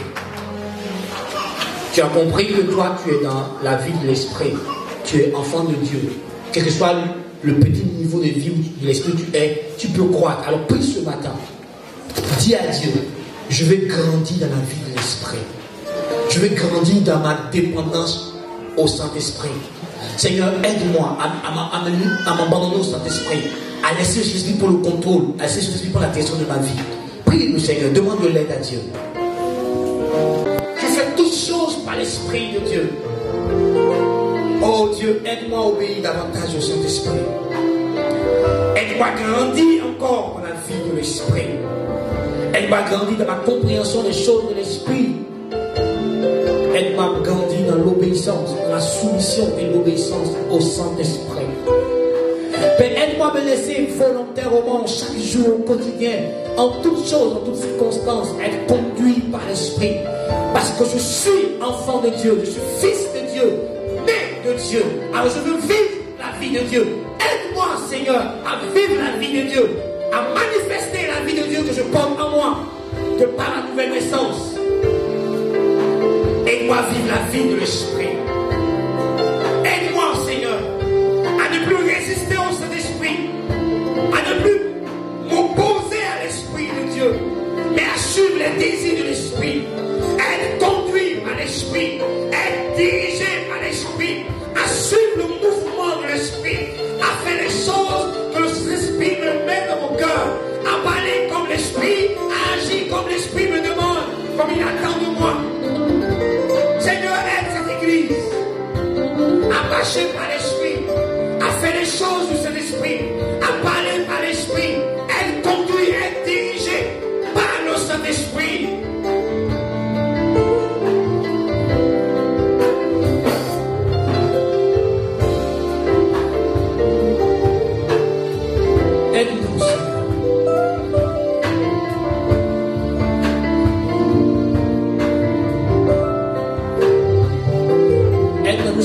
Au Saint-Esprit. Aide-nous à reconnaître l'autorité du Saint-Esprit et à nous soumettre à lui. Aide-nous à créer à l'intérieur de nous la disposition d'obéir à l'Esprit, qu'on soit disposé dans notre cœur, en intérieur, à faire ce que Dieu veut, à obéir au Saint-Esprit. Seigneur, aide-nous. Crée cette disposition en nous, qu'on soit des hommes et des femmes soumis au Saint-Esprit. Aide-nous, Seigneur. Aide-nous, Père. Car nous appartenons au royaume de Dieu. Nous devons vivre par l'Esprit, marcher par l'Esprit, parler par l'Esprit, faire toutes choses par l'Esprit du Seigneur. Car ce n'est ni par la force, ni par la puissance, mais c'est par ton Esprit qu'on y arrivera, Seigneur. Aide-nous à communier la personne d'Esprit. Aide-nous à reconnaître l'autorité de Saint-Esprit, à nous soumettre au Saint-Esprit, à céder notre volonté devant les volontés du Saint-Esprit. Aide-nous à faire ce que tu veux.